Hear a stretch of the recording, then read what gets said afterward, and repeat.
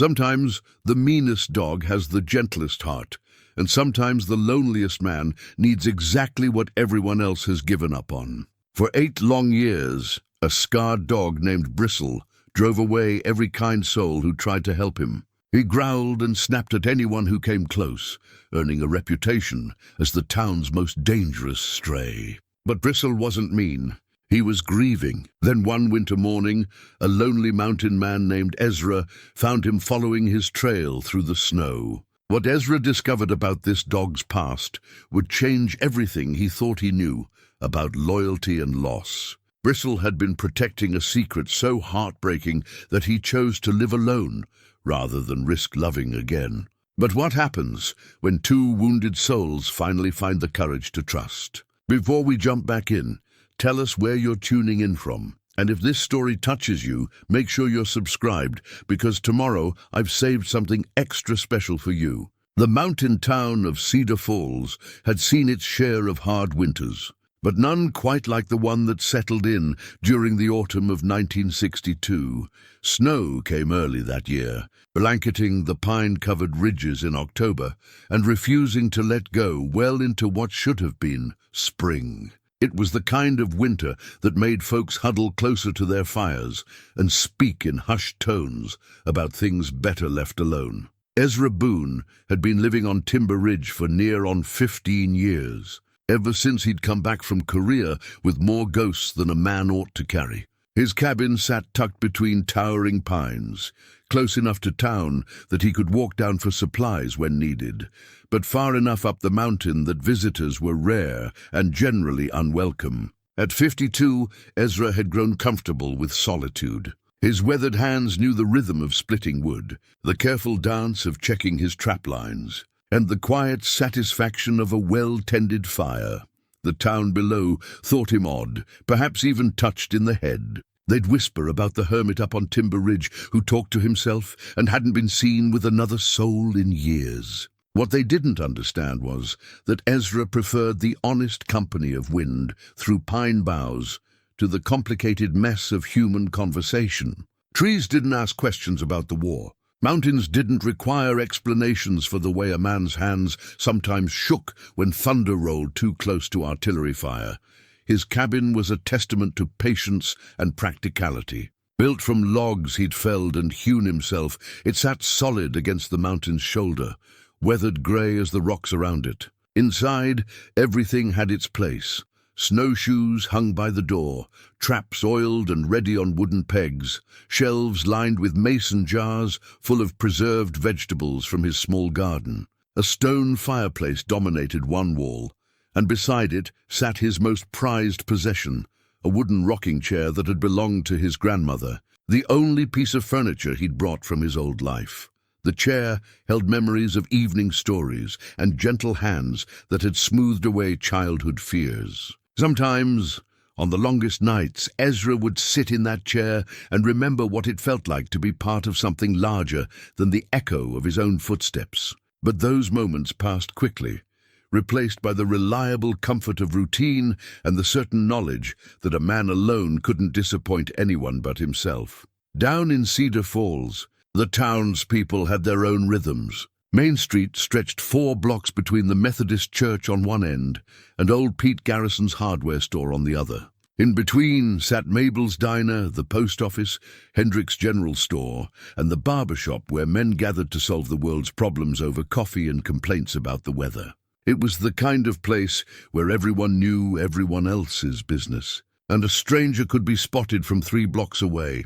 Sheriff Tom Bradley had been keeping the peace in Cedar Falls for 23 years, and in all that time, his biggest problems had been Saturday night drunks and the occasional dispute over property lines. He was a large man, with gentle eyes, and the kind of steady disposition that made people feel safe. Tom had tried more than once to draw Ezra Boone into conversation during his infrequent trips to town, but the mountain man seemed content to conduct his business in silence and disappear back up the ridge like smoke. The one thing that troubled Tom, and indeed most of the town, was the dog. Bristle had appeared in Cedar Falls sometime in the winter of 1954, a medium-sized mutt with a coat that might once have been golden, but had faded to the color of old brass. A jagged scar ran from his left ear down across his muzzle, giving him a perpetually fierce expression. But it wasn't his appearance that kept people at bay, it was his behavior.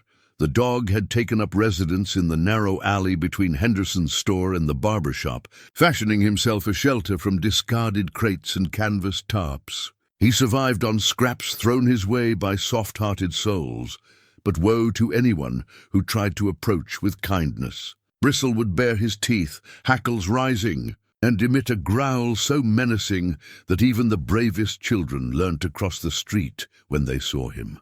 Dr. Margaret Sullivan, the town's only veterinarian, had attempted to examine him twice.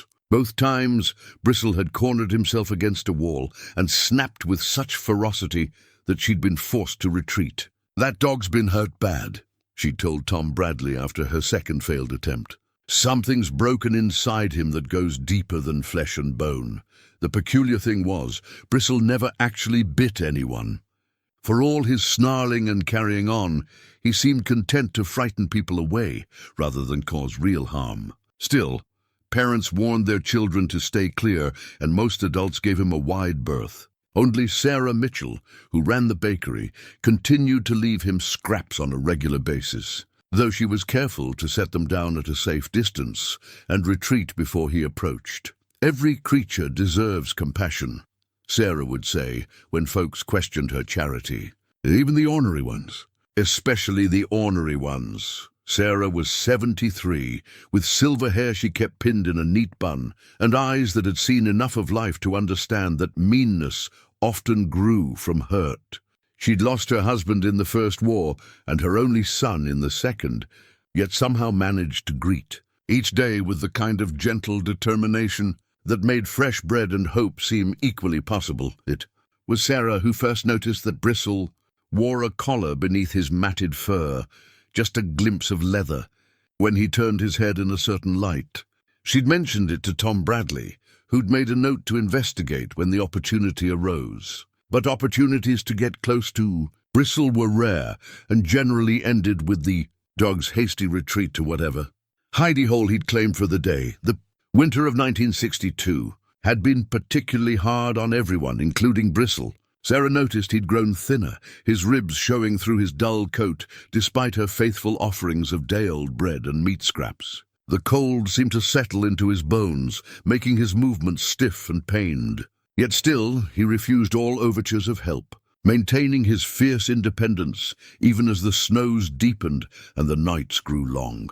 It was during one of these bitter February mornings that Ezra Boone made his monthly trek down to Hendrick's general store for supplies. He moved through town like a shadow, exchanging only the necessary words to conduct his business. His list was always the same: coffee, salt, flour, ammunition for his rifle, and whatever canned goods happened to be on sale.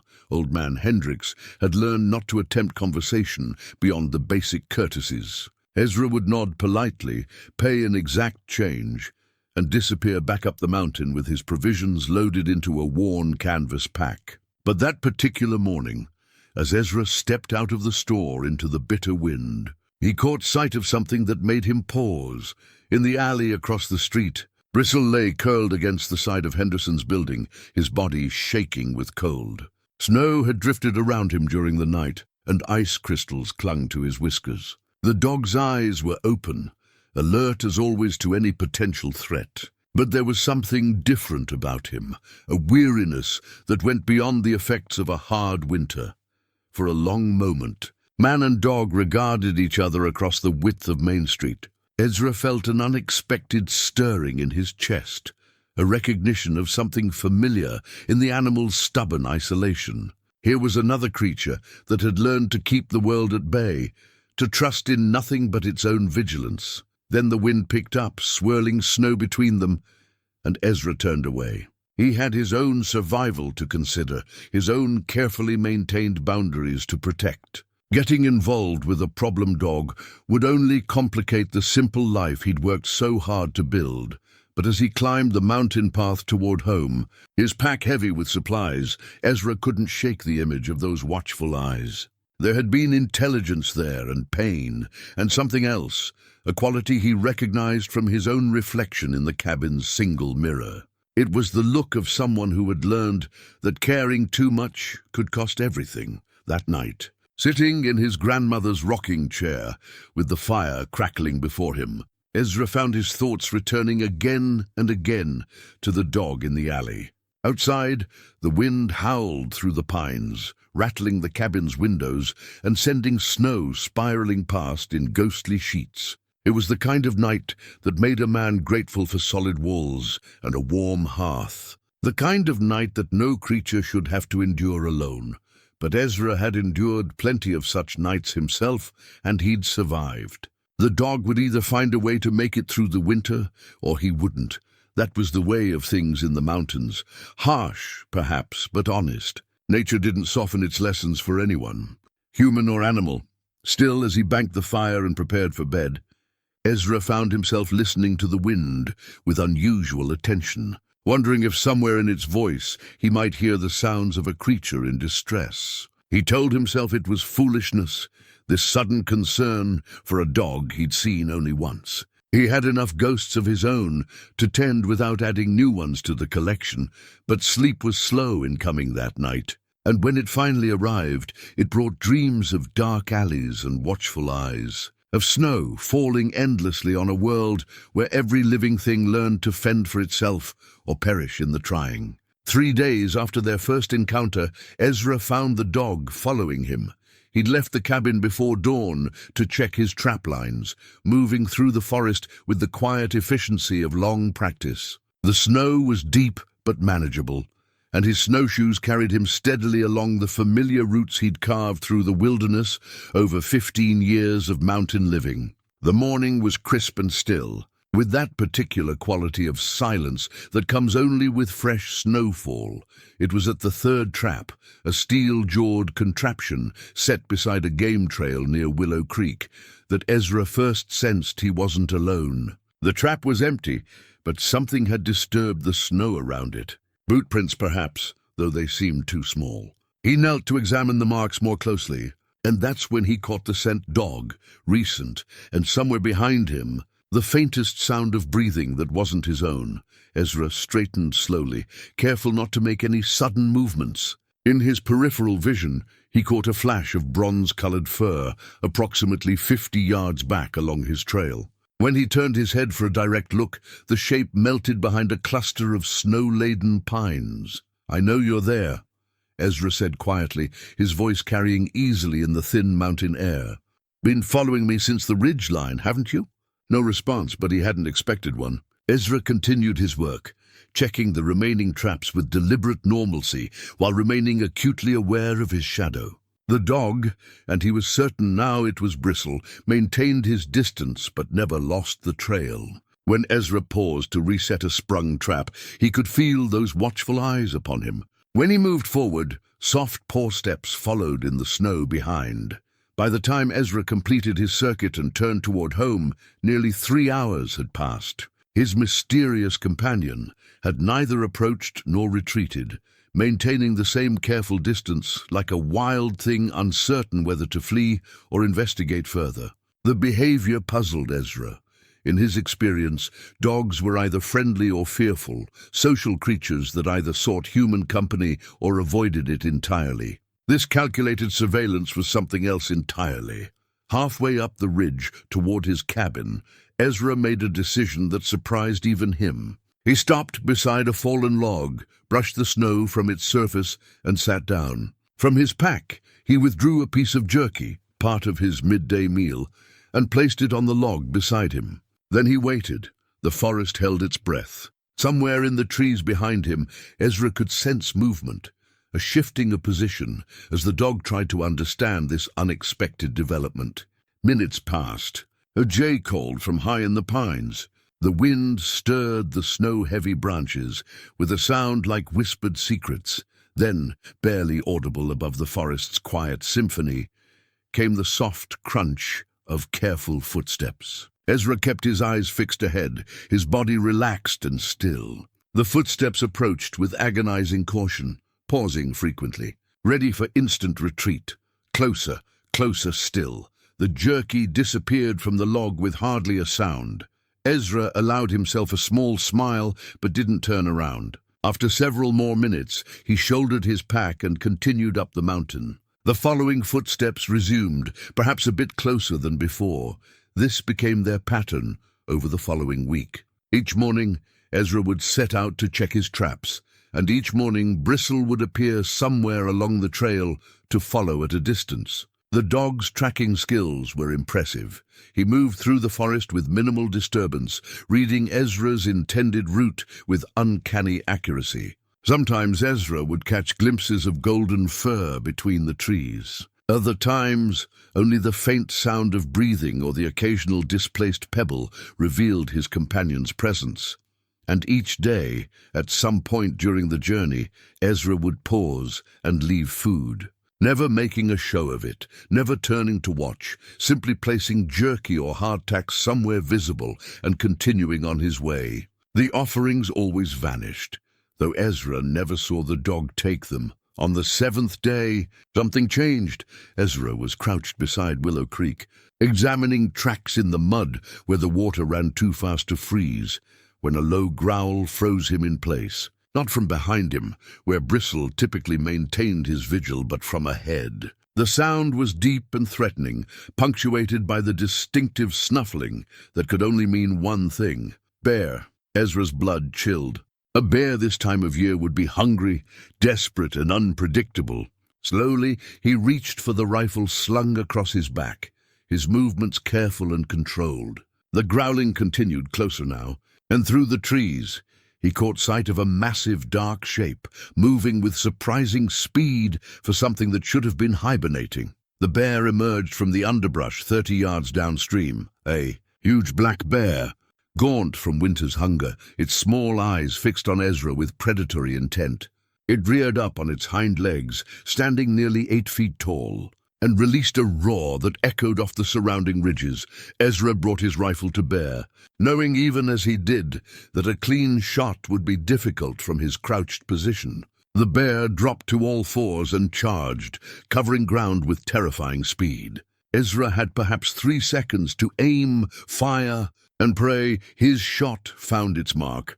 That's when Bristle exploded from the tree line. The dog launched himself at the bear's flank with a fury that seemed to double his size. His teeth found purchase in the thick winter fur, and his growls, so familiar from his encounters with the townspeople, now served their true purpose. The bear wheeled in surprise, swiping massive claws at this unexpected attacker. Bristle danced away from the blow, circling, snapping, creating enough chaos and confusion to give Ezra the opening he needed.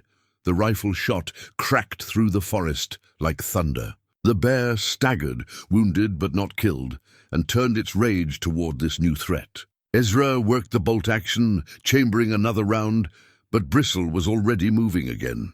The dog darted in and out, harrying the massive predator, forcing it to divide its attention between 2 adversaries. The second shot found its mark. The bear collapsed into the snow with a final, shuddering breath. In the sudden silence that followed, man and dog faced each other across the body of their fallen enemy. Both were breathing hard, adrenaline surging through their systems. Bristle's hackles were still raised, his lips pulled back from bared teeth. But for the first time since Ezra had known of his existence, the dog's aggression wasn't directed at him. "Well," Ezra said softly, lowering his rifle. "I reckon I owe you one." Bristle's ears twitched at the sound of his voice. The dog took a tentative step forward, then another. His tail wasn't wagging. Ezra suspected it might be years since this animal had felt safe enough for such displays. But neither was he retreating. "You saved my life. You know that?" Ezra continued, his voice gentle. "That bear would have had me for certain if you hadn't interfered." Another step. Bristle was now close enough that Ezra could see the intelligence in his eyes, the way his head tilted slightly as he processed the unfamiliar experience of being spoken to with kindness rather than fear or frustration. Slowly, Carefully, Ezra reached into his pack and withdrew not just a piece of jerky, but the entire remainder of his provisions for the day. Bread, cheese, dried meat, everything he'd brought for his own sustenance. He placed the food on the ground between them and then, in a gesture that surprised them both, stepped back. "Take your time," Ezra said. "We've got all day." For the first time in 8 years, Bristle approached while a human watched. He moved with the careful dignity of a creature testing new waters, ready to flee at the first sign of deception. But when he reached the food, when he lifted his scarred muzzle to meet Ezra's steady gaze, something fundamental shifted between them. The dog's collar was clearly visible now, worn leather with tarnished metal buckles. And there, nearly obscured by the matted fur of his neck, Ezra could make out faded letters stamped into the leather. Not Bristle, as the town had taken to calling him, but something else. Something that spoke of a life before the alley, before the snarling and the solitude. The name was Lucky. As Bristle, Lucky, carefully consumed the offered meal, Ezra found himself wondering what chain of events had transformed a dog named Lucky into the town's most feared stray. What had happened to break this animal's trust so completely that 8 years of kindness from strangers couldn't heal the wound? The afternoon sun was slanting low through the pines by the time they made their way back toward Ezra's cabin. Lucky followed, no longer maintaining his careful distance, but walking close enough that their footsteps fell into a natural rhythm. For the first time in 15 years, Ezra Boone wasn't alone on the mountain. But he understood, with the deep intuition that comes from recognizing kindred spirits, that this was only the beginning. Whatever had broken this dog's trust would not be easily mended. The real work, the patient, careful business of rebuilding faith between damaged souls, was just beginning. The first night Lucky spent at Ezra's cabin was a careful dance of boundaries and tentative trust. Ezra had fashioned a bed from old blankets near the fireplace, far enough from his own sleeping area to give the dog space, but close enough to the warmth to keep the mountain cold at bay. Lucky approached the makeshift bed with the same caution he'd shown all day, sniffing the fabric thoroughly before settling down with his back to the wall and his eyes fixed on the cabin's single door. "Smart," Ezra murmured from his own bed across the room. "Always keep your escape route in sight. I've lived by that rule myself for more years than I care to count." Lucky's ears swiveled toward the sound of his voice, but he didn't lift his head. The dog maintained his vigilant posture, even as exhaustion clearly weighed on his frame. Every small sound, the settling of logs in the fireplace, the creak of wind-bent pines outside, caused his muscles to tense, ready for flight or fight. Ezra understood. He'd spent his own first months in this cabin sleeping with one hand on his rifle, starting awake at every unfamiliar noise. The war had left him with nerves strung tight as piano wire, and only years of mountain solitude had taught him to find peace in the darkness. This dog carried his own war wounds, invisible but no less real. The next morning brought new challenges. Lucky accepted food from Ezra's hand, a small miracle in itself, but when Ezra moved to examine the collar more closely, the dog's lips pulled back in warning. Not the vicious snarl he'd shown townspeople, but a clear message nonetheless. Some boundaries remained inviolate. "All right then," Ezra said, settling back. "We'll take our time. No sense rushing what's been 8 years in the making." Their second day together fell into a pattern of small discoveries. Lucky followed Ezra on his trap rounds, but now walked openly beside him rather than skulking in the shadows. The dog's gait was stiff, favoring his left rear leg, an old injury that the cold weather aggravated. When they paused by Willow Creek, Lucky drank deeply from the running water, and Ezra noticed how the animal's ribs showed through his dull coat, despite yesterday's generous meal. "You've been living rough for a long time, haven't you, boy?" Ezra observed. "Longer than anyone should have to." That evening, as they sat by the fire, Ezra began to talk. Not the stilted conversation he might attempt with townspeople, but the kind of steady, one-sided dialogue he'd carried on with the mountains themselves during his loneliest years. "I came up here after Korea," he said, "watching the flames dance in the stone hearth. Figured I'd had enough of people for one lifetime. Funny thing about war. It shows you what folks are capable of, both the noble and the terrible. Sometimes I think the worst part wasn't what the enemy did to us, but what we learned we could do to them. Lucky's breathing had grown steady and deep, but his eyes remained open, fixed on Ezra's face, with an attention that seemed almost human in its intensity. "Built this cabin with my own hands," Ezra continued. "Every log, every chink, every nail. Thought if I could make something solid and permanent, maybe I could build some peace into my own bones. Took me 3 years to sleep through the night without jumping at shadows." A log shifted in the fireplace, sending sparks spiraling up the chimney. Lucky's head lifted at the sound, then settled back down when no threat materialized. "You know what I think?" Ezra said softly. "I think you've been carrying your own war around all these years. Something happened to you, something that taught you the world wasn't safe, made you decide it was better to drive people away than risk getting hurt again." Lucky's tail twitched, not quite a wag, but perhaps the ghost of one. The third day brought unexpected visitors. Ezra was splitting wood behind the cabin when he heard the distant sound of voices on the mountain path. Lucky, who had been dozing in a patch of morning sunlight, sprang to his feet with hackles raised. The transformation was instantaneous and complete. The tentatively trusting companion of the past 2 days vanished, replaced by the snarling, aggressive animal the town knew and feared. "Easy," Ezra said quietly. But Lucky was already backing toward the tree line. His lips curled back from bared teeth. Sheriff Tom Bradley emerged from the pines, breathing hard from the climb, followed by Dr. Margaret Sullivan carrying her veterinary bag. Both stopped short when they saw Lucky, the doctor instinctively reaching for Tom's arm. "Ezra," Tom called, keeping his voice carefully neutral. "Heard you might have taken in that stray dog from town. Wanted to check and make sure everything was all right." "Dog's fine," Ezra replied, setting down his axe. "We're getting along well enough." "That animal is dangerous," Dr. Sullivan said, eyeing Lucky's aggressive posture. "He's shown nothing but hostility toward every person who's tried to help him. I'd strongly recommend." Lucky's growl cut through her words like a blade. The sound was low and menacing, filled with 8 years of accumulated fury and pain. Both visitors took an involuntary step backward. "He's not dangerous," Ezra said firmly. "He's scared." "There's a difference, though I suppose it's hard to see when you're looking at those teeth." "Ezra, be reasonable," Tom said. "This dog has terrorized half the town. Kids cross the street to avoid him. Nobody can get within 10 feet without risking a bite. Have you ever actually seen him bite anyone?" Ezra asked. The question hung in the mountain air. Tom and Dr. Sullivan exchanged glances. "Well, no," Tom admitted. "But the aggression is all show," Ezra finished. Fear dressed up to look like anger. "This dog doesn't want to hurt anybody. He just wants to be left alone."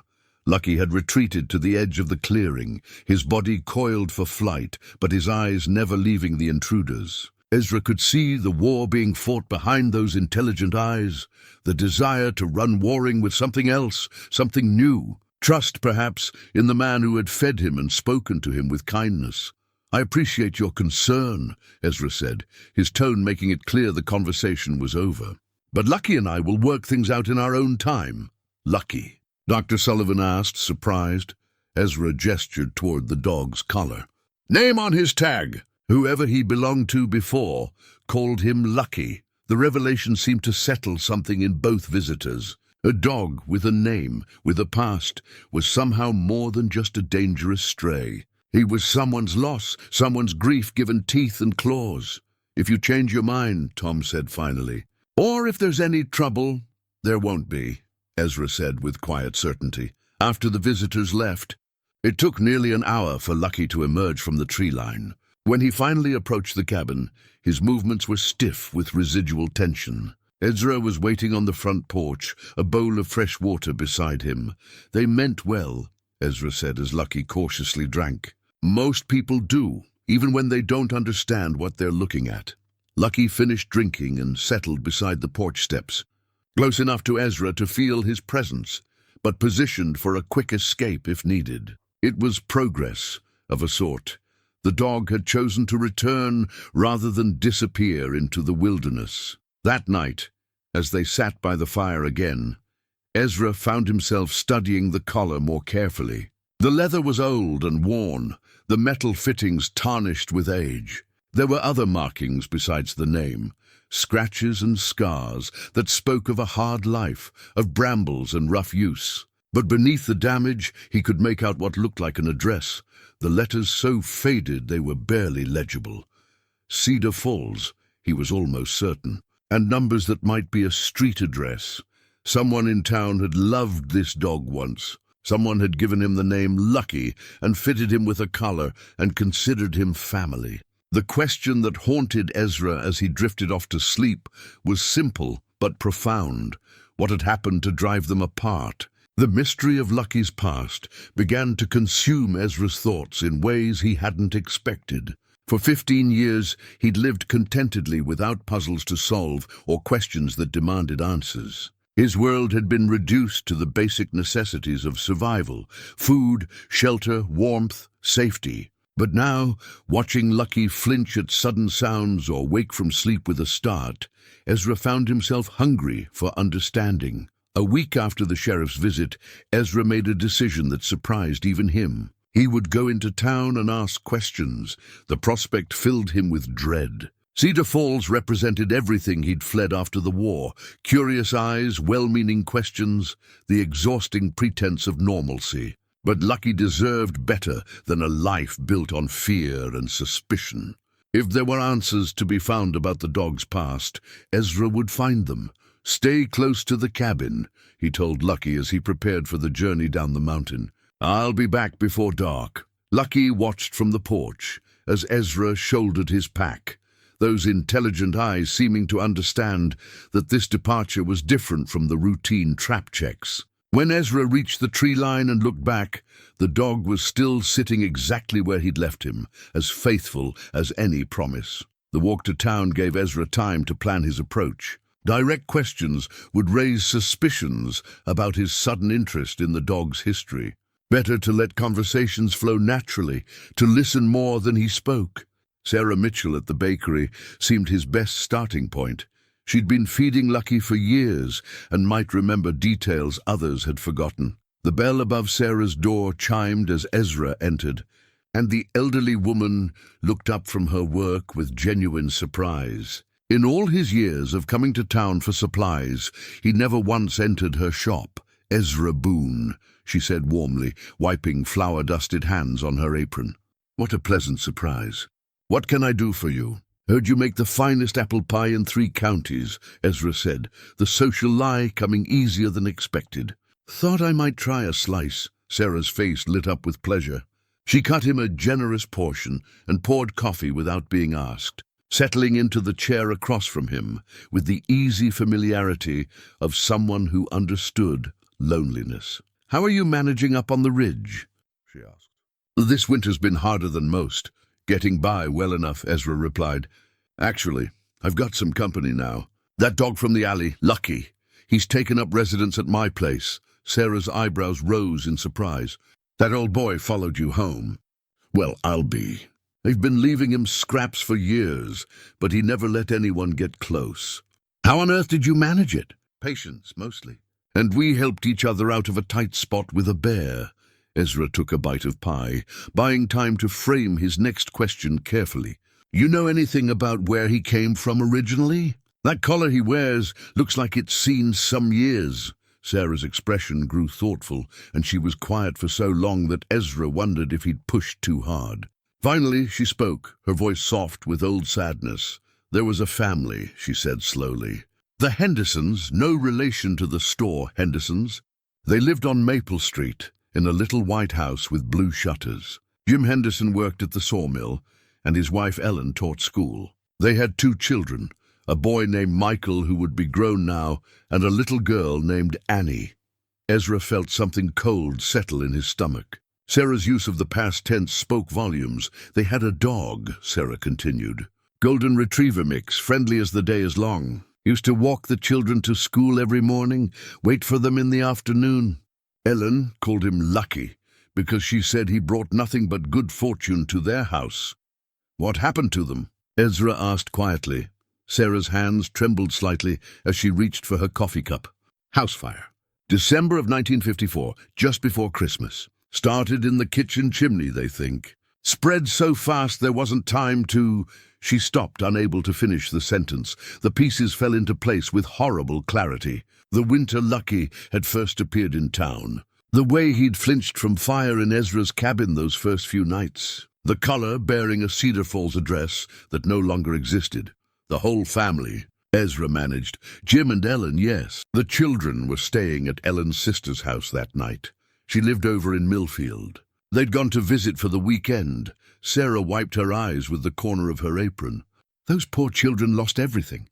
Their parents, their home, their dog. Lucky disappeared that night and nobody saw him for months. When he finally showed up in town, he was half wild and wanted nothing to do with people.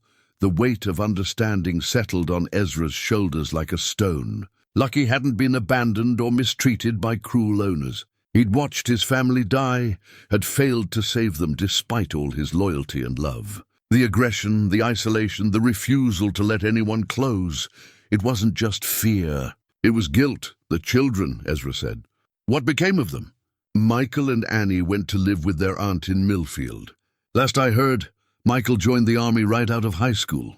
Annie, she'd be in her 20s now, moved to California, I think. Neither of them ever came back to Cedar Falls. Too many painful memories.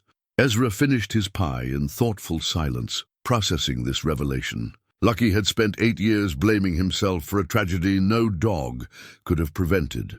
8 years driving away anyone who might care about him because caring had led to such terrible loss. Thank you for the pie, Ezra said finally, leaving money on the table. And for the story.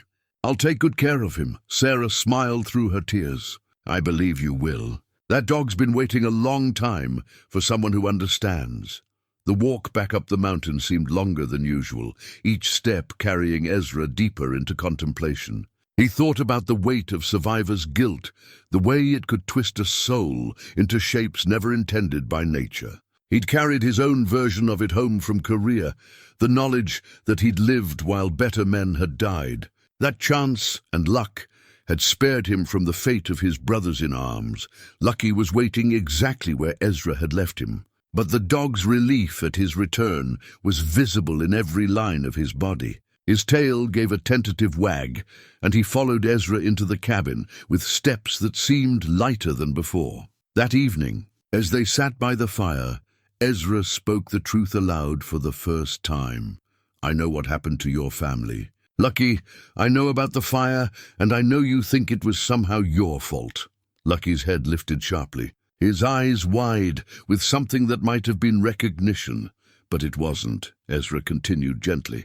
Sometimes terrible things happen, and there's nothing anyone can do to stop them. Not you, not me, not the bravest dog who ever lived. For the first time since he'd been at the cabin, Lucky moved closer to Ezra's chair. Not quite within arm's reach, but closer than he'd ever been. It was a small step, but Ezra understood its significance. Healing, he realized, wasn't about forgetting the past. It was about learning to carry it without letting it crush you. Both he and Lucky had work to do in that regard. But perhaps they could do it together. Outside, the wind sang through the pines with a sound like forgiveness. And for the first time in years, neither man nor dog felt quite so alone with their ghosts. The revelation about Lucky's past changed everything and nothing at the same time. The dog's behavior remained largely the same, cautious, alert, ready for flight at the first sign of danger. But now Ezra understood the weight behind those watchful eyes, the careful distance Lucky maintained even in moments of apparent relaxation. March brought the first hints of spring to Timber Ridge. Though snow still clung to the shadowed hollows, and ice glazed the creek each morning. The days grew longer, and with them came new routines. Lucky had begun to anticipate Ezra's movements, positioning himself by the door when trap-checking time approached. Following the familiar paths with increasing confidence, it was during one of these morning excursions that they encountered. Their first real test since the sheriff's visit, Ezra was examining a trap near the old logging road when he heard the distant rumble of an engine. Vehicles were rare this far up the mountain, and his first instinct was to gather Lucky and retreat into the forest until the intruders passed. But Lucky's reaction was immediate and extreme. The dog bolted for the nearest thicket, his entire body trembling with terror that went far beyond his usual wariness. The pickup truck that rounded the bend was ancient and battered, its exhaust pipe trailing blue smoke. Behind the wheel sat Cal Brennan, a local handyman known more for his drinking than his reliability. In the truck bed, Ezra could see the glint of metal, steel traps, hunting gear, and what looked like a makeshift cage. Cal spotted Ezra and pulled over, his engine coughing to a stop. "Morning, Boone," he called, climbing out with the unsteady movements of a man who'd started drinking early. "Heard you got yourself a dog up here." "That's right," Ezra replied carefully, noting how Lucky had pressed himself deeper into the undergrowth at the sound of Cal's voice. "Thing is," Cal continued, swaying slightly, "that dog's been causing problems in town for years. Sheriff asked me to come up and take care of the situation. Got a cage in the truck and everything." Ezra felt his jaw tighten. "Sheriff Bradley never mentioned anything about removing Lucky when he visited last week." "Well, maybe he figured you'd come to your senses on your own." Cal's eyes were bloodshot and mean. "But seeing as how you haven't, I'm here to collect that animal. Town council voted. That dog's a public menace." The lie was obvious, but Cal was drunk enough to believe his own story. He moved toward the thicket where Lucky was hiding, and Ezra stepped into his path. "The dog stays with me," Ezra said quietly. "Now listen here, Boone. No, you listen." Ezra's voice carried the kind of authority he'd learned in the army. Calm, but absolutely final. "That dog is on my property, under my protection. You'll turn around and drive back down this mountain, and you'll do it now." Cal's face flushed red with anger and embarrassment. "You can't." "I can, and I will." Ezra moved closer, and something in his posture made Cal take an involuntary step backward. "You're trespassing on private land, carrying what appears to be stolen traps, and threatening to take my property. I suggest you leave while you still can." For a moment, the two men faced each other in the morning sunlight. Cal was larger and younger, but Ezra carried himself with the quiet confidence of someone who'd faced down worse threats than a drunk with delusions of authority. Finally, Cal spat in the dirt and stalked back to his truck. "This ain't over," he called as the engine coughed to life. "Town's got rights, and that dog's a danger to everyone." The truck disappeared down the mountain in a cloud of smoke and grinding gears, but Lucky remained hidden long after the sound faded. When he finally emerged, his movements were stilted with residual fear. "You know him, don't you?" Ezra said softly. "Cal Brennan, what did he do to you?" Lucky couldn't answer, of course, but his behavior that afternoon spoke volumes. He stayed close to Ezra's side, flinching at every unexpected sound, and that night he refused to settle by the fire, choosing instead to position himself where he could watch both the door and the windows simultaneously. 2 days later, Sarah Mitchell provided the missing pieces of the puzzle. Ezra had returned to the bakery under the pretense of buying bread, but his real purpose was to learn more about the aftermath of the Henderson fire. Sarah welcomed him warmly, and once again they found themselves talking over coffee and pastry. "You mentioned the other day that Lucky disappeared after the fire," Ezra said carefully. "Do you know what happened during those months he was missing?" Sarah's expression darkened. "Oh, that poor creature went through hell from what I heard. Cal Brennan caught him in a trap, said he was going to turn him in for the bounty the county was offering on strays. Kept him caged behind his place for weeks, barely fed him, used him for target practice with rocks and such." Ezra's hands clenched involuntarily. "Target practice?" Cal was worse back then, drank more if you can imagine such a thing, had a mean streak a mile wide, especially when it came to animals. Lucky finally got loose one night during a storm, but by then the damage was done. That dog learned to associate humans with pain and captivity. The pieces of Lucky's story were falling into place with horrible clarity. First the trauma of watching his family die, then months of abuse at the hands of someone who should have shown compassion. No wonder the dog had spent 8 years keeping the world at bay. Did anyone try to stop it? Ezra asked. Sheriff tried when he found out. But Cal claimed the dog was dangerous, said he was protecting the community. By the time Tom could investigate properly, Lucky had escaped and disappeared into the woods. Took months before he showed up in town again, and by then he was the snarling, aggressive animal everyone learned to fear. That evening, Ezra sat on his porch, whittling a piece of pine, while Lucky dozed nearby in the fading sunlight. The simple domestic scene felt precious after the day's revelations. A small island of peace in a world that had shown this dog too much cruelty. "I'm sorry," Ezra said quietly, not looking up from his carving. "Sorry for what that man did to you. Sorry for all the fear you've had to carry. But I want you to know something. As long as you're here with me, nobody's going to hurt you again. That's a promise." Lucky's tail stirred against the wooden planks. A subtle acknowledgement that perhaps, just perhaps, promises were things that could be trusted. The next morning brought unexpected visitors once again. But this time, Ezra was prepared. He'd seen the dust cloud on the mountain road and had positioned himself on the porch with his rifle. Across his knees by the time Sheriff Bradley's official vehicle pulled into the clearing, Tom Bradley climbed out alone, his movements careful and non-threatening. "Morning, Ezra. Mind if we talk?" "Depends on what about," Ezra replied. "Cal Brennan came to see me yesterday. Made some wild claims about you threatening him, about the dog being dangerous." Tom paused, studying Ezra's face. "I want to tell me your side of the story?" Ezra related the encounter honestly, watching as Tom's expression grew increasingly grim. When he finished, the sheriff was quiet for a long moment. "Cal's been a problem for years," Tom said finally. "Drinks made him worse than usual lately. I didn't send him up here, Ezra. Whatever he told you was a lie. Figured as much.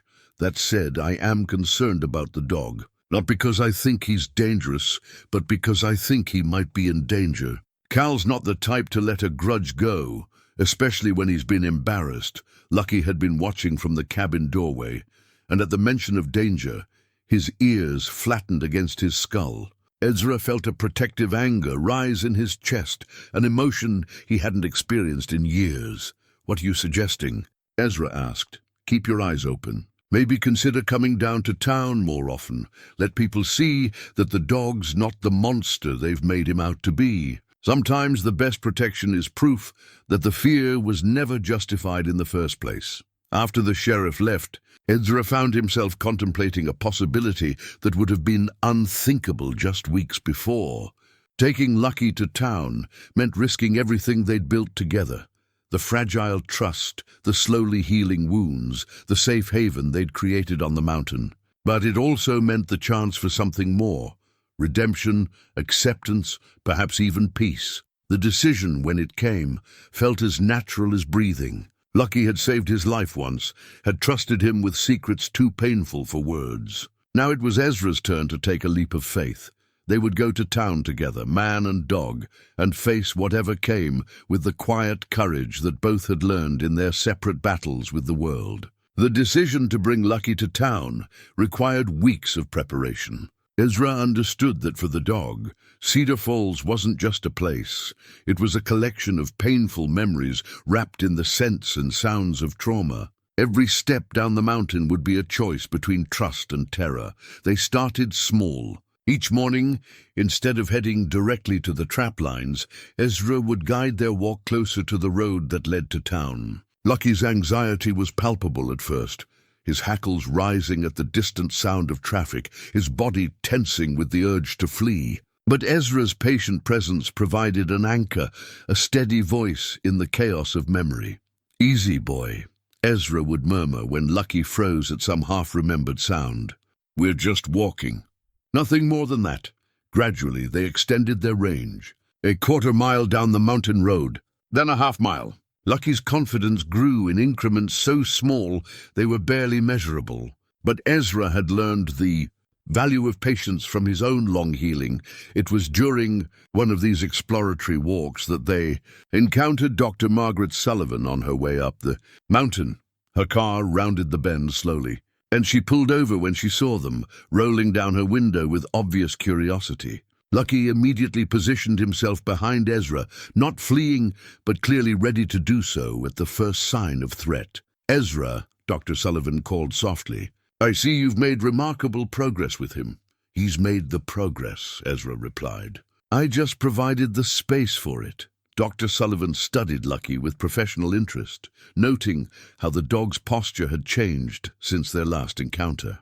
Still alert, still cautious, but no longer radiating the aggressive desperation that had marked their previous meetings. "I owe you an apology," she said. "And perhaps I owe him one as well. I looked at his behavior and saw only the symptoms, not the cause. Most folks do," Ezra said without judgment. "Pain tends to disguise itself as anger when it doesn't know where else to go." "Would you?" Dr. Sullivan hesitated, then seemed to find her resolve. "Would you allow me to examine him? I promise to go slowly, to respect his boundaries. But I'd like to check that old leg injury, make sure he's not in unnecessary discomfort." Lucky's ears flattened at the suggestion, and for a moment Ezra thought they'd lost all their progress. But then, surprisingly, the dog took a small step forward, not toward Dr. Sullivan, but positioning himself where he could see both her and Ezra clearly, a position of watchful tolerance rather than defensive aggression. "What do you think, Lucky?" Ezra asked quietly. "She's trying to help." The examination took place in stages, with Dr. Sullivan moving with the careful patience of someone who understood fear. She spoke softly to Lucky throughout, explaining her movements, allowing him to sniff her hands before she touched him. When she finally palpated the old injury in his rear leg, Lucky winced but didn't pull away. "Healed fracture," she diagnosed. "Probably happened when he was young, set incorrectly. It's causing some arthritis, but nothing that can't be managed with proper care." She looked up at Ezra. "You've been good medicine for him. Better than anything I could prescribe." After she left, Lucky seemed different, not dramatically but in subtle ways that spoke of another small barrier falling. He walked closer to Ezra on their way back to the cabin, and that evening he settled by the fire without his usual careful positioning for escape. The real test came on a grey morning in early April, when Ezra made the announcement that would change everything. "Today we're going to town," he said simply, checking his rifle and shouldering his supply pack. "Together," Lucky understood immediately. His body went rigid, his breathing shallow. For a long moment, Ezra thought the dog might bolt for the forest and not return. Instead, Lucky sat down heavily and looked at Ezra with eyes that seemed to ask a single, heartbreaking question. "Why?" "Because hiding isn't living," Ezra said gently. "I've spent 15 years up here learning that lesson. You've spent 8 years in that alley learning the same thing. Maybe it's time we both tried something different." The walk down the mountain was the longest mile either of them had ever traveled. Lucky stayed close to Ezra's side, his movements careful and controlled, but his tension was visible in every line of his body. Twice he stopped completely, overwhelmed by scents and memories that rose from the approaching town like ghosts. "We can turn back," Ezra offered each time. No shame in that, but Lucky, with a courage that humbled his human companion, pressed forward. The outskirts of Cedar Falls appeared through the trees like a collection of toys scattered by a giant child. Lucky's breathing became labored, not from exertion, but from the weight of returning to a place that held nothing but pain. Yet he continued walking, one careful step at a time. Their first stop was intentionally chosen, Sarah Mitchell's bakery, where the scent of fresh bread and the warmth of genuine kindness might provide a gentler reintroduction to human society. Sarah's reaction when they entered was worth every difficult step of the journey. Her face lit with pure joy as she took in the sight of Lucky walking calmly beside Ezra, no longer the snarling, desperate creature she'd fed from a distance for so many years. "Oh my," she breathed, coming around the counter slowly so as not to startle him. "Look at you, dear one. Look how far you've come."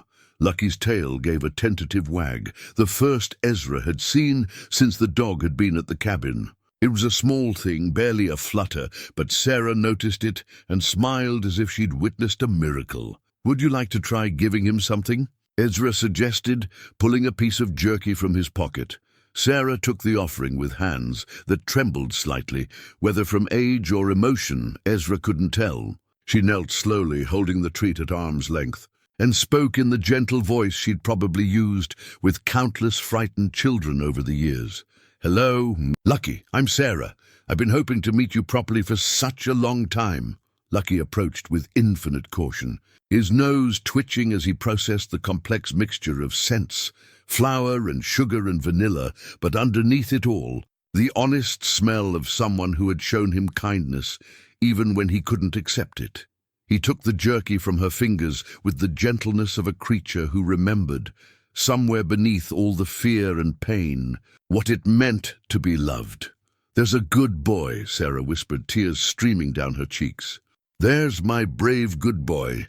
The scene attracted attention from passers-by, and soon a small crowd had gathered outside the bakery windows. But instead of the hostile stares Ezra had expected, he saw curious faces, surprised expressions, and more than a few smiles. The town's monster had been revealed as nothing more than a frightened animal who'd finally found someone willing to understand his pain. Word spread quickly through Cedar Falls, as word tends to do in small towns. By the time Ezra and Lucky made their way to Henderson's store for supplies, half the population knew about the transformation taking place in their midst. The walk home up the mountain felt different, lighter somehow, as if both man and dog had shed burdens they'd carried for too long. Lucky's gait was easier, his head held higher. He'd faced his demons and discovered they were smaller than his courage that night. For the first time since he'd arrived at the cabin, Lucky chose to sleep directly beside Ezra's bed, rather than maintaining his careful distance by the door. It was a gesture of trust so complete that Ezra felt his throat tighten with emotion. He'd thought himself incapable of feeling. "We did good today," he said softly into the darkness. "Both of us." Lucky's contented sigh was the only answer needed. Outside, the mountain wind sang through the pines, but inside the cabin, two souls who had learned to carry their scars with dignity finally rested in the peace they'd both been seeking for so very long. The letter arrived on a Tuesday morning in late April, carried up the mountain by a postal worker who'd never ventured so far from town before. Ezra found it tucked under a stone by his door when he returned from checking traps. Lucky trotting contentedly beside him in the spring sunshine, the envelope was crisp and official.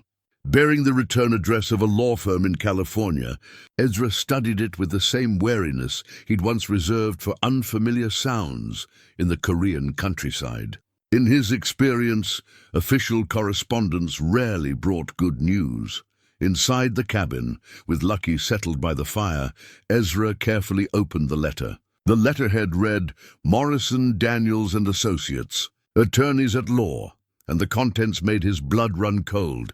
"Dear Mr. Boone, we represent our client, Miss Ann Henderson Williams, in a matter concerning a dog currently in your possession. Our client has reason to believe this animal was stolen from her family property following a fire in Cedar Falls, Montana in December 1954. Emmons Henderson Williams has recently learned of the dog's whereabouts and wishes to reclaim her deceased family's pet. As the sole surviving heir to the Henderson estate, she has legal standing to recover any property that belonged to her parents. We have been authorized to offer compensation for any expenses you have incurred in caring for the animal. Please contact our office at your earliest convenience to arrange transfer of custody. Sincerely, Robert P. Morrison." Ezra read the letter 3 times, each reading bringing a deeper sense of dread. Annie Henderson, the little girl who'd been staying at her aunt's house the night of the fire, who'd lost everything in a single terrible night, was now a grown woman in California, and she wanted Lucky back. The legal claim was probably valid. Lucky had belonged to the Henderson family, and if Annie was indeed the sole heir, she had rights that transcended the bond Ezra had formed with the dog. But the thought of separating Lucky from the life they'd built together, of sending him away to live with a stranger who bore the face of his lost family, filled Ezra with a panic he hadn't felt since the war. Lucky sensed his distress immediately. The dog lifted his head from his paws, ears pricked with concern, and moved closer to Ezra's chair. His presence was comfort and torment in equal measure, a reminder of everything that might soon be lost. "What am I supposed to do, boy?" Ezra asked softly, his voice thick with emotion. "She has every right to claim you. You were her family's dog long before you were mine." The next few days passed in a haze of indecision. Ezra found himself studying Lucky with new intensity, memorizing the way the dog's ears tilted when he was listening, the careful grace of his movements, the trusting warmth in his eyes when they sat by the fire each evening. Every moment felt precious and finite. He considered ignoring the letter, pretending it had never arrived. Who would know? But Ezra's conscience, tempered by years of military discipline and mountain honesty, wouldn't allow such deception. If Lucky had a chance to reunite with someone who'd loved him before the fire, before the pain and fear and years of loneliness, didn't he deserve that opportunity? On Friday morning, Ezra made the hardest decision of his life. He would call the lawyers and arrange to speak with Annie Henderson Williams directly. If she truly wanted Lucky, if she could provide him with the love and care he deserved, then Ezra would find the strength to let him go. The call to California was arranged through the Cedar Falls post office, where old Pete Garrison allowed Ezra to use the phone in exchange for help unloading a delivery truck. Standing in the dusty back room surrounded by mail sacks and packages, Ezra dialed the number with fingers that trembled like autumn leaves. The voice that answered was soft and familiar, in ways that made his chest ache. "Mr. Boone, this is Annie Henderson Williams. Thank you so much for calling. I can't tell you how much it means to know that Lucky is alive and well." "Ma'am," Ezra began, then stopped. "How did you explain 8 years of pain and healing to someone who'd lost everything in a single night? Your dog, Lucky, he's been through a lot since the fire. He's not the same animal your family knew." "I understand," Annie said gently. "I've spoken with people in Cedar Falls, learned about what happened to him after that night. I know he was hurt both physically and emotionally. That's exactly why I need to see him again. I don't follow, ma'am." There was a long pause, and when Annie spoke again, her voice was thick with tears. "Mr. Boone, I've spent 17 years believing that Lucky died in the fire with my parents. 17 years, carrying the guilt that we'd left him behind when we went to visit my aunt. Learning that he's alive, that he survived, it's like getting a piece of my family back." The pain in her voice was genuine, and Ezra felt his resolve wavering. But something nagged at him. A discrepancy he couldn't quite identify. "How did you find out he was still alive?" Ezra asked. "A friend from Cedar Falls saw the story in the local newspaper about how you'd tamed the aggressive dog that had been living in town. She recognized the description and sent me the clipping. When I saw the name Lucky mentioned in the article, I knew it had to be him." Ezra frowned. There had been no newspaper article about Lucky's transformation. The Cedar Falls Gazette barely had the budget for local news, and certainly wouldn't have covered something as minor as a dog finding a home. "Ma'am, I think there might be some confusion. Please—" "Mr. Boone," Annie interrupted, her voice taking on a note of desperation. "I know this must be difficult for you. I can tell from how people describe you that you care about Lucky deeply. But surely you can understand what it would mean to me to have him back. He's the last connection I have to my childhood, to my parents." The emotional manipulation was subtle but unmistakable. Annie wasn't lying about being the Henderson daughter, but something about her story didn't align with what Ezra knew to be true. His instincts, honed by years of military service and mountain living, were sending warning signals he couldn't ignore. "I'll need some time to think about this," Ezra said carefully. "Of course. But please don't take too long. I've already made arrangements to fly to Montana next week. I've waited 17 years to see Lucky again. I don't think I can wait much longer." After hanging up, Ezra sat in the post office parking lot for nearly an hour, trying to sort through his conflicted emotions. Annie's claim seemed legitimate on the surface, but the discrepancies in her story troubled him. More importantly, Something deep in his gut told him that taking Lucky away from the life they'd built together would be a mistake of tragic proportions. The drive back up the mountain gave him time to think. By the time he reached the cabin, Ezra had made a decision that surprised even him. He would investigate Annie Henderson Williams before making any commitment about Lucky's future. That evening, he made another call, this time to Sheriff Bradley. "Tom, I need a favor. Can you help me track down some information about the Henderson family, specifically what happened to the children after the fire?" "Sure thing, Ezra. Mind me asking why?" Ezra explained about the letter and the phone call, sharing his concerns about the inconsistencies in Annie's story. Tom listened with the careful attention of a lawman who'd learned to trust his instincts. "I'll make some calls," Tom promised. "Give me a couple days to dig around. In the meantime, don't do anything hasty. Something about this doesn't smell right to me either." That night, as Lucky slept peacefully beside his bed, Ezra stared at the ceiling and wrestled with possibilities that made his stomach churn. What if Annie wasn't who she claimed to be? What if someone was using the Henderson family tragedy for their own purposes? And if that were true, what kind of danger might Lucky be in? The next morning brought an unexpected visitor that would change everything. Dr. Margaret Sullivan arrived at the cabin just after sunrise, her face grim with news that made Ezra's blood run cold. "Ezra," she said without preamble, "I think you need to know something about the woman who's been calling around town asking questions about Lucky. Her name might be Annie Henderson Williams, but she's not alone. She's traveling with a man who matches Cal Brennan's description of someone who's been asking about hunting dogs for sale." The pieces of the puzzle suddenly clicked into place with terrifying clarity. This wasn't about a lost family pet finding his way home. This was about something far more sinister, and Lucky was walking straight into a trap that neither of them had seen coming. The real plot twist wasn't that Annie wanted Lucky back. It was that she might not be Annie at all. And if Ezra was right about what was really happening, then the life they'd built together on Timber Ridge was about to become a battleground where more than just trust would be tested. It would be a fight for survival itself. The revelation that Annie Henderson Williams might not be who she claimed transformed Ezra's mountain sanctuary into a strategic position under potential siege. Years of military training, dormant since Korea, awakened in his mind like sleeping wolves stirring at the scent of danger.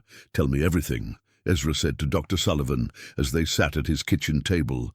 Lucky pressed against his leg with an alertness that suggested the dog sensed the changing atmosphere. "Tom Bradley called me after you spoke with him yesterday," Dr. Sullivan explained, her veterinarian's steady hands betraying only the slightest tremor.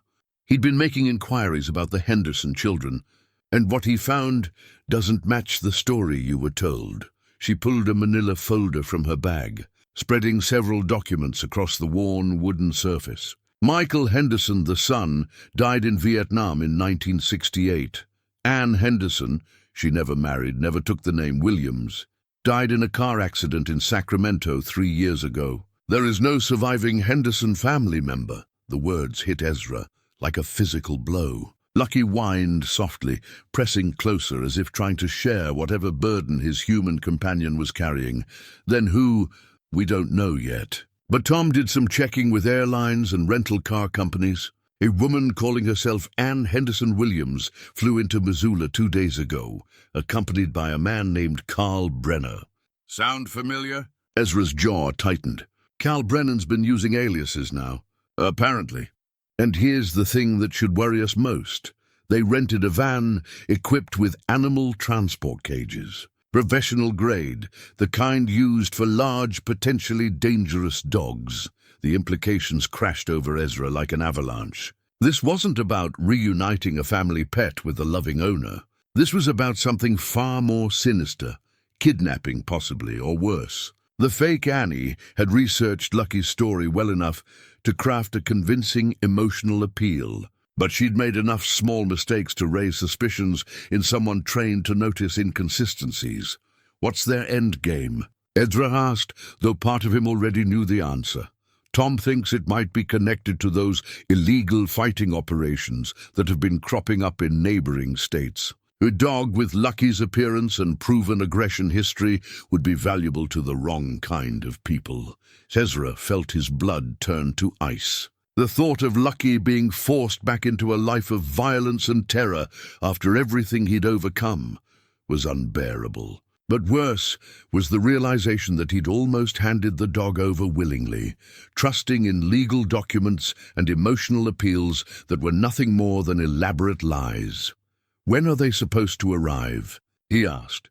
"Tomorrow, according to the message they left with the sheriff's office. They want to meet at the cabin to collect their family pet." Lucky seemed to understand that he was the subject of their conversation. His ears were flattened against his skull, and his body radiated the kind of tension Ezra had seen in the early days after the bear attack. The dog's instincts were remarkably acute. He could sense danger even when he didn't understand its specific nature. After Dr. Sullivan left, Ezra spent the afternoon in careful preparation. He cleaned his rifle and counted his ammunition, checked the sight lines from his cabin windows, and reviewed the various approaches to his property. The mountain had always been his ally in seeking solitude. Now it would serve as his fortress, but military tactics were only part of the equation. The emotional weight of the situation pressed down on him like a stone. For months, he and Lucky had been building something beautiful together. Trust, companionship, the quiet contentment of shared routine. Now that peace was threatened by people who saw Lucky not as a living being deserving of love and protection, but as a commodity to be exploited, that evening, as they sat by the fire for what might be their last quiet night together, Ezra found himself speaking aloud the thoughts that had been churning in his mind all day. "I want you to know," he said to Lucky, "that whatever happens tomorrow, these past months have been the best part of my life since I came back from the war. You gave me something I didn't know I was missing. Purpose beyond just surviving." Lucky's tail stirred against the wooden floor. A gentle acknowledgement of words he couldn't fully understand, but whose emotional content was unmistakable. "I also want you to know that I'm not going to let them take you. Whatever it costs, whatever I have to do, you're not going back to a life of fear and pain. That's a promise." The dog moved closer, resting his head on Ezra's knee, with a trust so complete it took Ezra's breath away.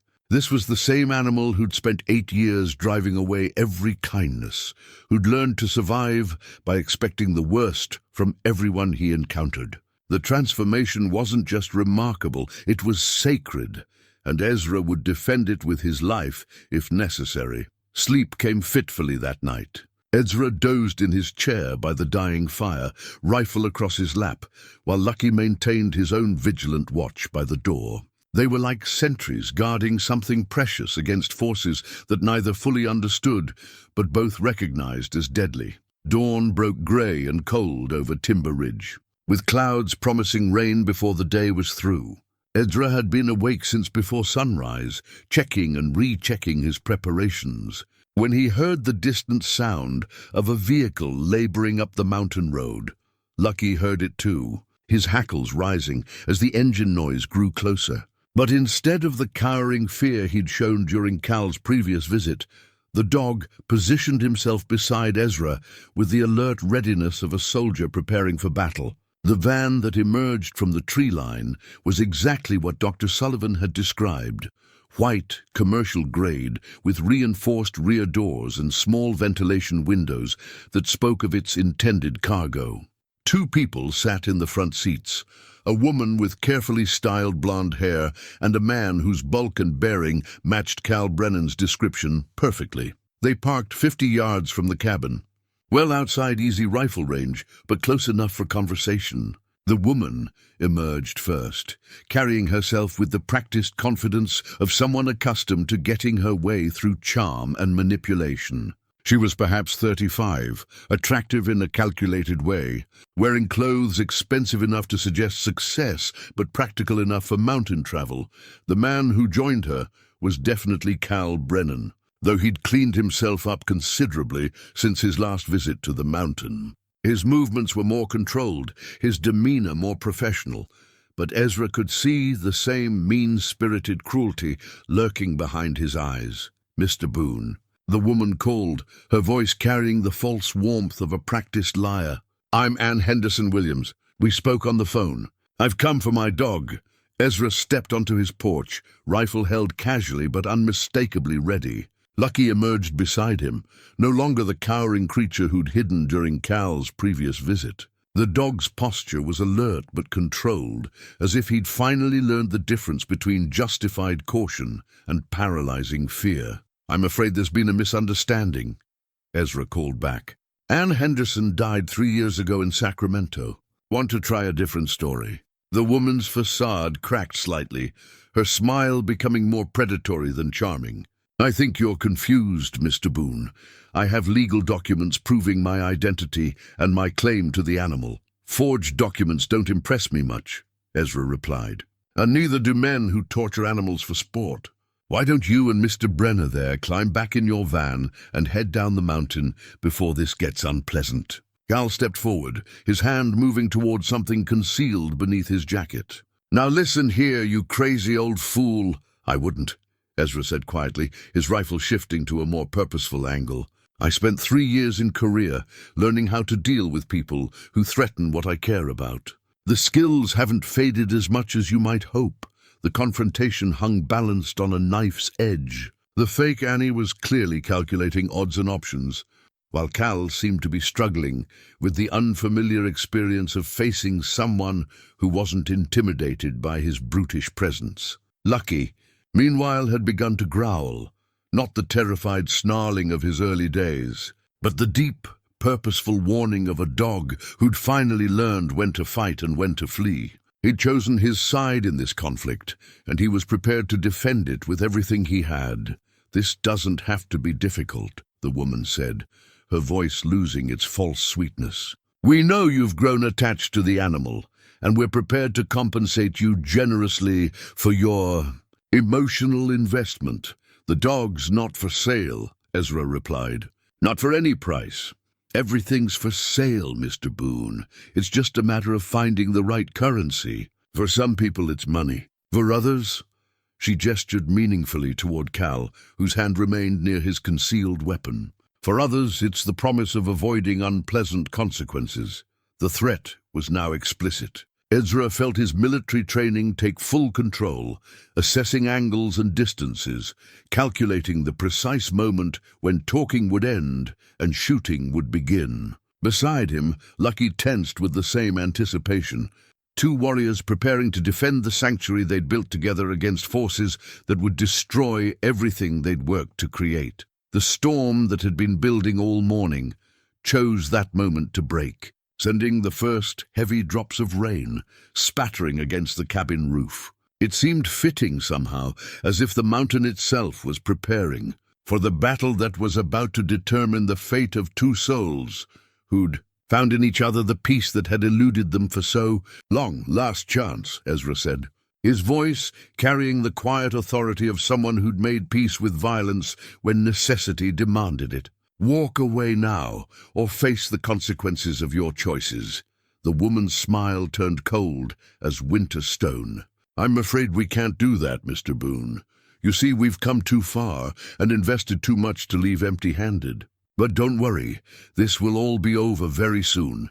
Thunder rolled across the ridge like a distant artillery barrage, and Ezra knew that the time for words had passed. Whatever came next would be settled with actions, not arguments. And as the rain began to fall in earnest, washing the mountain clean for whatever would follow, he tightened his grip on the rifle and prepared to fight the most important battle of his life. The first shot came not from Ezra's rifle, but from Cal's concealed pistol, a wild, desperate thing that splintered the cabin's doorframe 6 inches from where Ezra stood. The crack of gunfire echoed across the ridge like thunder, sending birds exploding from the surrounding pines in a chaos of wings and panicked cries. Lucky reacted with the lightning reflexes of a creature who'd learned survival in the hardest possible school. Instead of cowering or fleeing, he launched himself from the porch in a trajectory that carried him directly toward Cal's gun hand. 8 years of suppressed aggression, channeled now not toward innocent strangers, but toward someone who truly deserved it. Transformed the dog into a force of nature. Cal's second shot went wild as 90 pounds of determined canine crashed into his chest, sending him stumbling backward into the van's side panel. Lucky's teeth found purchase on the man's wrist, and the pistol clattered across the wet gravel as Cal screamed in pain and surprise. Ezra's rifle spoke next, the .30-06 round punching through the van's front tire with a sound like a thunderclap. The vehicle settled heavily to one side as pressurized air hissed from the ruined wheel. No quick escape now for either of his attackers. The fake Annie had produced her own weapon, a sleek automatic that looked expensive and professional. She fired twice in rapid succession, forcing Ezra to dive behind the cabin's log wall as bullets thudded into the thick timber. Splinters showered down around him, and he could smell the sharp scent of torn wood and gunpowder mixing with the mountain rain. "Lucky," Ezra called, concerned for the dog's safety as much as his own. "Here, boy." But Lucky was fully engaged in his own battle with Cal, who was trying desperately to shake off his four-legged attacker while simultaneously reaching for a knife on his belt. The man's earlier confidence had evaporated in the face of the dog's focused fury. This wasn't the cowering, broken animal he'd tortured years ago. This was something entirely different. Thunder crashed overhead, and the rain intensified, turning the cleared ground around the cabin into a muddy battlefield.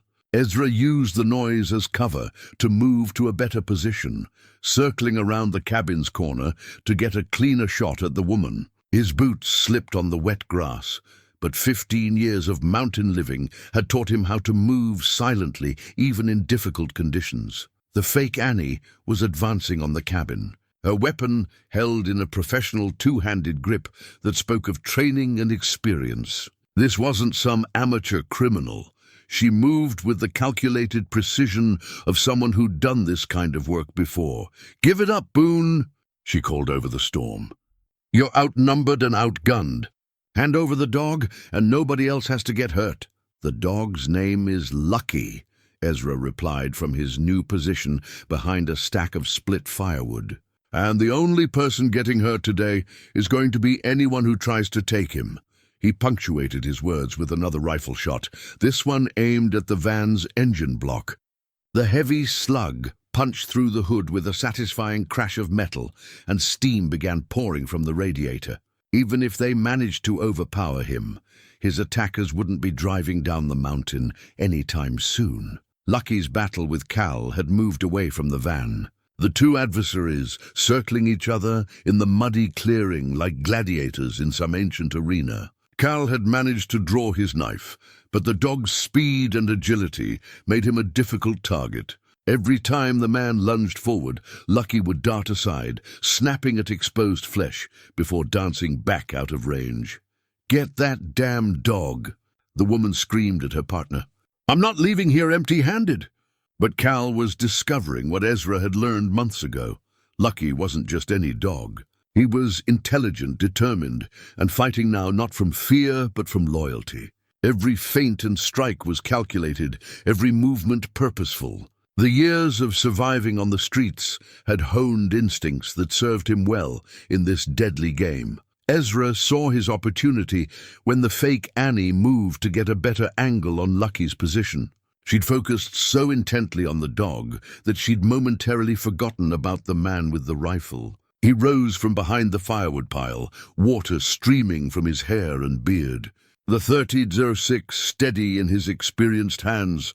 "Drop the weapon," he commanded, his voice carrying the absolute authority of someone who'd given similar orders on Korean battlefields. "Do it now, or I'll drop you where you stand." She spun toward him, her automatic swinging in his direction, and for a frozen instant they faced each other across 20 yards of rain-soaked ground. Time seemed suspended, balanced on the edge of decisions that couldn't be taken back. In that crystalline moment, Ezra saw not just a criminal trying to steal his dog, but all the forces that had conspired to break Lucky's spirit over the years. The casual cruelty, the indifference to suffering, the willingness to treat a living creature as nothing more than property to be bought and sold. Everything he and Lucky had worked to overcome was embodied in this woman's cold, calculating gaze. The choice, when it came, felt as natural as breathing. Ezra's finger tightened on the trigger, but the fake Annie was faster than he'd anticipated. She dove sideways behind the disabled van, just as his shot cracked across the clearing, the bullet sparking off metal where her head had been a heartbeat before.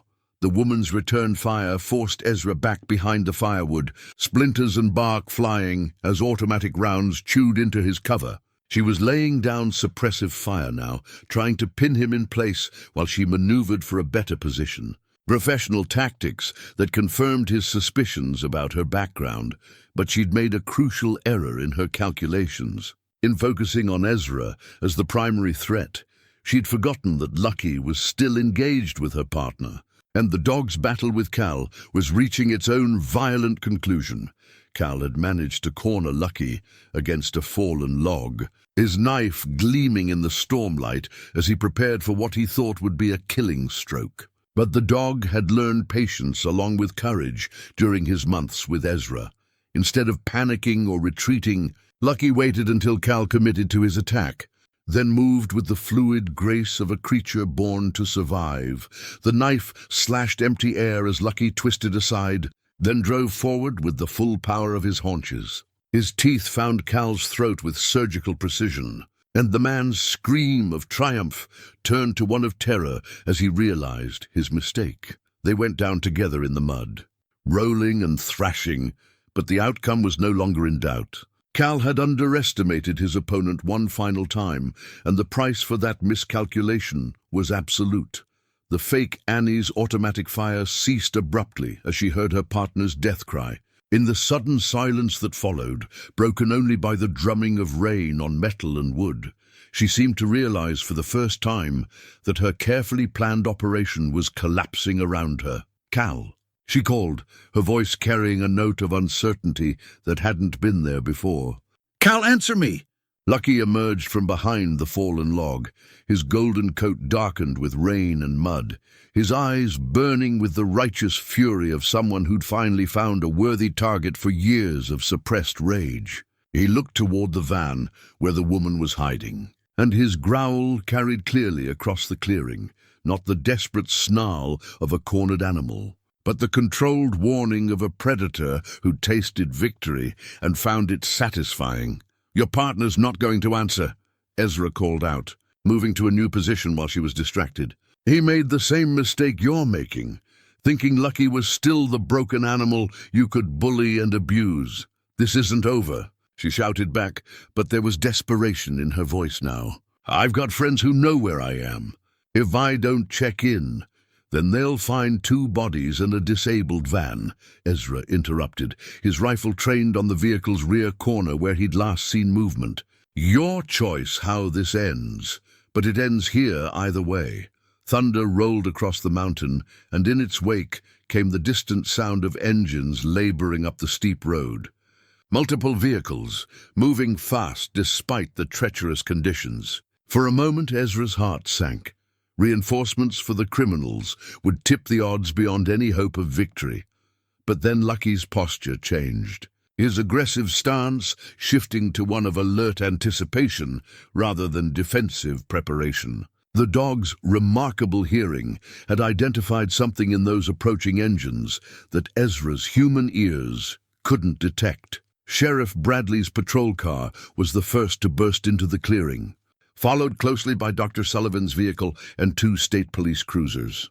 The cavalry had arrived with sirens silent, but emergency lights painting the rain-soaked scene in flashing red and blue. The fake Annie made one last desperate gambit, rising from behind the van with her weapon raised, seeking a hostage or a final shot at the man who'd ruined her plans. But she'd waited too long to make her move. Lucky was already in motion, crossing the muddy ground in powerful bounds that carried him directly into her path.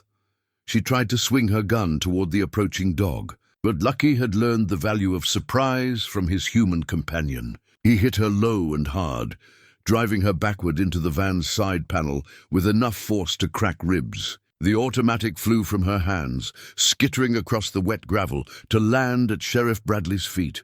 "Well," Tom Bradley said, surveying the scene with the calm professionalism of a lawman who'd seen his share of violence. "Looks like we got here just in time for the cleanup." Ezra emerged from behind the firewood pile, his rifle lowered but still ready. Lucky trotted to his side, tail wagging for the first time since the confrontation began. The dog's transformation was complete. From victim to survivor to protector, he'd found in this battle the final piece of his healing. "How did you know to come?" Ezra asked as the state troopers took the fake Annie into custody. "Dr. Sullivan called in the cavalry when she spotted their van driving past her clinic this morning," Tom explained. "Recognized the man from your description and figured you might need backup." The woman was conscious but badly shaken as they loaded her into one of the patrol cars. Cal wouldn't be making the trip down the mountain, but his long history of cruelty had finally caught up with him in the most fitting way possible. As the law enforcement vehicles disappeared down the mountain with their prisoner, Ezra and Lucky stood together in the rain, watching the last traces of threat vanish into the storm. The battle was over, but more importantly, so was the war they'd both been fighting for so many years. They were finally, truly free. 6 months later, as autumn painted the mountains in shades of gold and crimson, Ezra Boone sat on his porch, whittling a piece of pine, while Lucky dozed in the afternoon sunshine.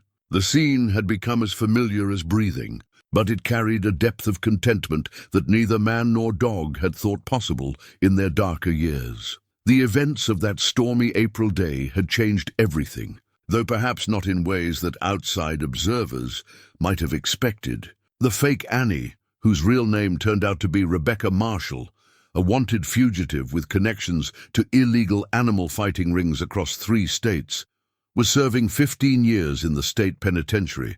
Her operation had been larger and more sophisticated than anyone had imagined, with Lucky being just one target in a network that spanned hundreds of stolen and abused animals. Cal Brennan's death had been ruled justifiable.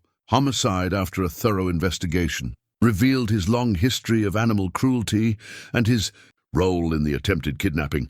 The coroner's report noted that his injuries were consistent with defensive action by a large dog, and no charges were filed against either Ezra or Lucky for protecting themselves and their home. But the real changes had been quieter, more personal. Lucky's collar, that weathered piece of leather that had carried the name of a dog who'd once brought nothing but good fortune to a loving family, had finally been replaced. Ezra had commissioned a new one from the leather worker in Cedar Falls. Simple brown leather with brass fittings and a single word etched into the metal tag, Lucky.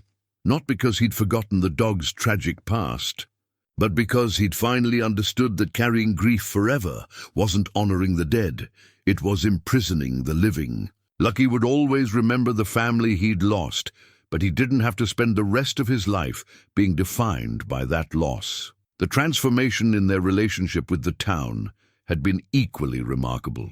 Word of the confrontation had spread quickly through Cedar Falls, but instead of fear or suspicion, the townspeople had responded with something approaching awe. The snarling, aggressive stray had risked his life to protect the mountain hermit, who'd shown him kindness, and in doing so had revealed the truth that a few perceptive souls like Sarah Mitchell had suspected all along beneath the defensive. Aggression had always been a loyal heart, waiting for someone worthy of its devotion. Now, when Ezra made his monthly trips to town for supplies, Lucky walked beside him with the confident bearing of a dog who belonged somewhere with someone. Children who'd once crossed the street to avoid him now asked their parents if they could pet the famous dog who'd helped catch the bad people. Their requests were always granted, because Lucky had learned to distinguish between genuine kindness and potential threat with the wisdom that comes from surviving both. Dr. Margaret Sullivan had become a regular visitor to the mountain cabin, stopping by every few weeks to check on Lucky's health and, Ezra suspected, to enjoy the peaceful atmosphere they'd created together. She told him that Lucky's arthritis was manageable with proper care and exercise, and that the dog's overall condition had improved dramatically since coming to live on Timber Ridge. "You've given him what medicine never could," she'd said during her most recent visit. Purpose, belonging, the knowledge that he's valued for who he is rather than what he can provide. That's the kind of healing that goes deeper than flesh and bone. Sheriff Bradley had also become something of a friend, dropping by when his duties brought him up the mountain road. Tom had confided that the successful resolution of the Lucky situation had led to a broader investigation of animal trafficking in the region, resulting in several arrests and the rescue of dozens of animals from horrific conditions. "You and Lucky started something important that day," Tom had told him. "Sometimes it takes one act of courage to shine a light into dark places that have been hidden too long." But perhaps the most meaningful change had been in Ezra himself. The solitude he'd cultivated for 15 years, necessary as it had been for his own healing after the war, had gradually given way to something richer and more complete. He still treasured the quiet rhythms of mountain life, still found peace in the whisper of wind through pine boughs and the honest work of living close to the land. But he no longer felt the need to hold the world at arm's length. Lucky had taught him that trust, once broken, could be rebuilt with patience and care. That love, when it came later in life, carried a depth and appreciation that youth couldn't match. That sometimes the best partnerships were formed between damaged souls who understood each other's scars and chose to heal together rather than suffer alone. As the sun began its descent toward the western peaks, Ezra set aside his whittling and scratched Lucky behind the ears. The dog's tail thumped against the porch boards, and his eyes, once so watchful and wary, reflected nothing but contentment and trust. "What do you say we check the traps one more time before dinner?" Ezra suggested, reaching for his rifle out of habit rather than necessity. Lucky rose and stretched, his movements still careful with the old injury, but no longer pained. Together, they descended the porch steps and headed toward the forest paths they'd walked together hundreds of times, each step carrying them deeper into a partnership that had saved them both from the prisons of their past. The mountain evening was crisp and clear, with the first stars beginning to appear in the darkening sky. Somewhere in the distance, an owl called its ancient question to the wilderness, and Lucky's ears pricked forward with interest rather than alarm. He'd learned to distinguish between the sounds that meant danger and those that simply meant life, continuing in all its wild complexity. As they disappeared into the gathering twilight, their footsteps fell into the familiar rhythm of two beings who'd found in each other exactly what they'd been searching for all along. Not just companionship, but redemption. The kind that comes not from forgetting the past, but from choosing to write a better future, one careful step at a time. In the growing darkness behind them, the cabin windows glowed with warm yellow light, a beacon of the peace they'd built together and the promise of many more evenings like this one, when the world felt exactly the right size for a man and his dog, who'd learned that sometimes the best families are the ones we choose for ourselves.